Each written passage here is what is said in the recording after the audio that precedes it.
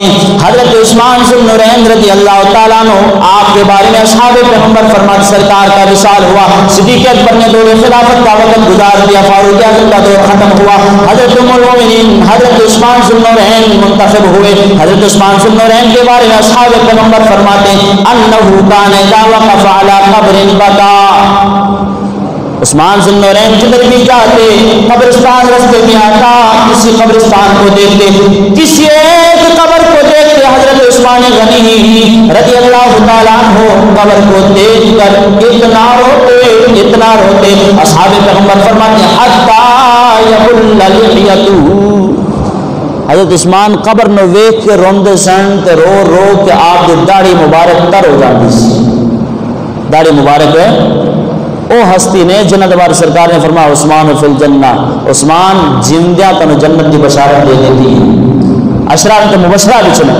آپ جب بھی قبر کو دیکھتے تو روتے، اتنا روتے حتی یبل لحیتہ، حضرت عثمان ذو النورین رو رو کر داڑھی مبارک سے آنسو ٹپکا کرتے تھے،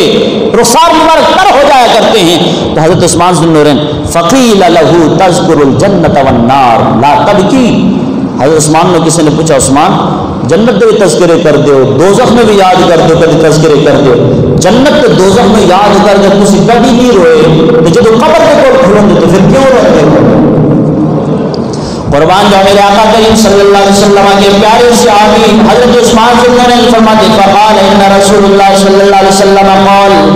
ان القبر اول منزل من منازل الاخرۃ، آپ فرمانے لگے پوچھنے والے سنو، میرے آقا کریم نے فرمایا ہے قبر آخرت کے منزلوں میں سے پہلی منزل ہے، فَإِن نَجَا مِنْهُ فَمَا بَعْدُهُ الْأَيْسَرُ، حضرت عثمان ذو النورین فرمانے لگے میرے آقا کریم نے فرمایا قبر پہلی منزل آخرت کے منازل میں سے، فرمایا پھر میرے آقا کریم نے فرمایا جو یہاں پاس ہوا